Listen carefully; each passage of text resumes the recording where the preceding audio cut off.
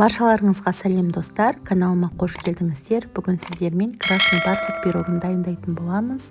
Бұл пирог өте керемет дәмді, тәтті пирог болып шығады. Міндетті түрде жасап көріңіздер, өкінбейсіздер.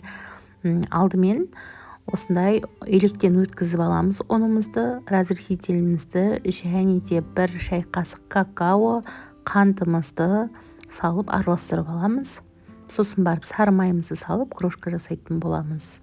Сары маймен де бөлме температурасындағы 82% қызарма майы. Майдың 82% болуы міндетті, өйткені майдың пайызы көбейген сайын дәмдірек болады. Пирогтың дәмі майдың процентіне байланысты болып шығады. Осылайша ұнымызды жасап алған соң суымызға 2 шай қасық красительді қосатын боламыз. Барлық ингредиенттердің грамдарын описание бөліміне жазып өтемін. Осындай красительдер кондитерский магазиндерде 200-300 теңге көлемінде сатылады. Өте қолжетімді бағада.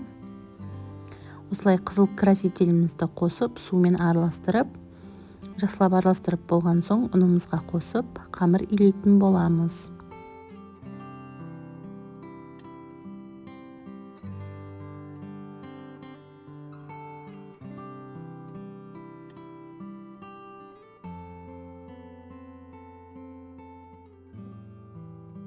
Міне қыздар, осындай қамыр иленіп шықты. Айта кетейін, мен көбірек краситель қосып қойдым. 2 шай қасықтан бөлек тағы да қостым. Видеоға түспей қалғаны бар. Бірақ сіздер 2 шай қасықтан артық қоспаңыздар. Сол кезде пирогымыз ашық түсті, қызыл әдемі болып шығады. Ал менің пирогымның түсі өте қанық түсте болып кететін болды. Ештеңе етпейді, бірақ мұнда да дәмді болды.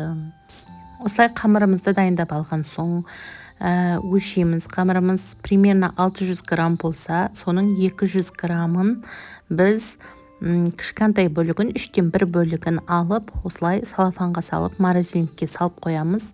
Ол бізде қатып тұруы қажет. Морозильникке салып қойған соң қалған үлкен бөлігін формамызға салып, әдемілеп төсеп аламыз пирогымызды.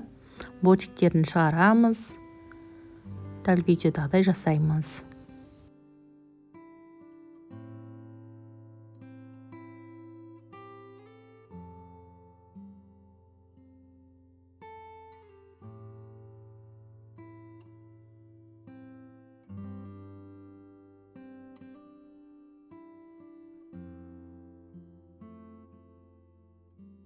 Пирогымызды формаға осылай дайындап болған соң кремін жасауға кірісеміз, начинкасын жасаймыз.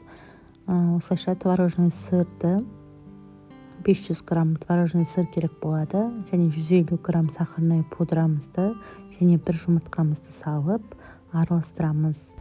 Немесе қыздар, сіздердің үйлеріңізде творожный сыр жоқ болса, кәдімгі орнына творог және сахарный пудраның орнына кәдімгі сахар и 1 жұмыртқаны салып, дәл осылай жасасаңыздар болады.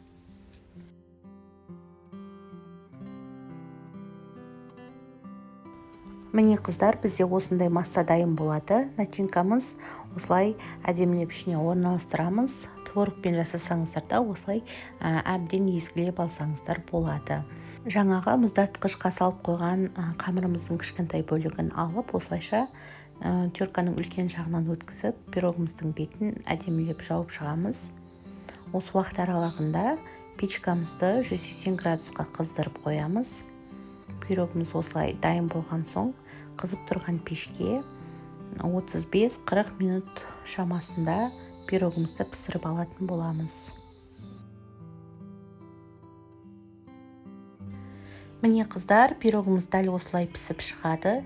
Бетіне әсемдеу үшін әдемілеп сахарный пудраны сеуіп шықсаңыздар болады.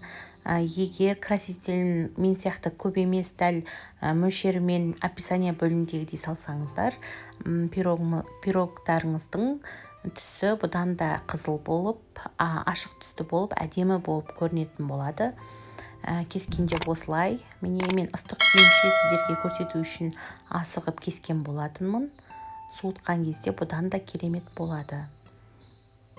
Пирогымыз пештен шыққан соң 2 сағаттай бөлме температурасында суытып алғандарыңыз үшін.